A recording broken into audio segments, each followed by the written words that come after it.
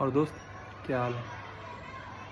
देख, आज ना मैं दो बहुत इम्पोर्टेंट चीज़ें सीखी हैं अपनी लाइफ में, तो मैं वो तुम लोग तेरे साथ शेयर ही करना चाहता हूँ। बात बहुत सिंपल सी है कि कई बार होता है हम अपनी लाइफ में किसी को पेडिस्टल पे बिठा देते हैं और हमें उसकी हर बात सही लग रही होती है।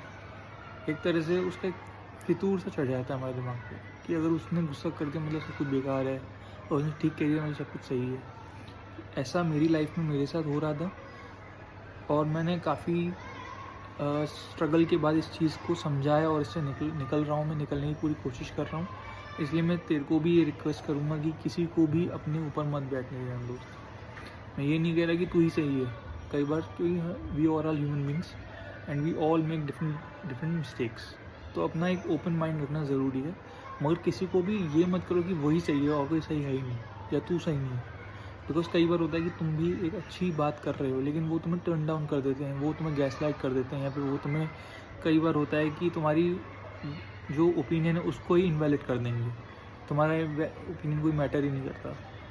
तो ऐसा बिल्कुल भी नहीं है, तू मैटर करता है और इसका तुझे किसी से सबूत लेने की ज़रूरत नहीं है। The thing that you are here in this world, भगवान ने तुम्हें जन्म दिया है, तुम्हें इंसान बनाया है, इसका मतलब तुम्हारी कोई ना कोई नीड और वैल्यू ज़रूर है इस लाइफ में।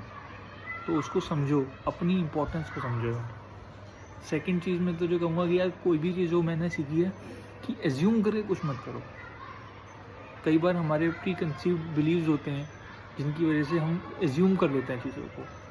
तो अगर वो एज्यूम करके तुम कोई भी काम करोगे, तुम हमेशा कोई उस काम को या तो डर के करोगे या ओवर कॉन्फिडेंस में करोगे, क्योंकि या तो तुम उसके बारे में अच्छा एज्यूम करने लोगे या बुरा एज्यूम करने लोगे। तो जस्ट चीज़ें जैसे हो रही हैं उनको एज इट इज़ देखो।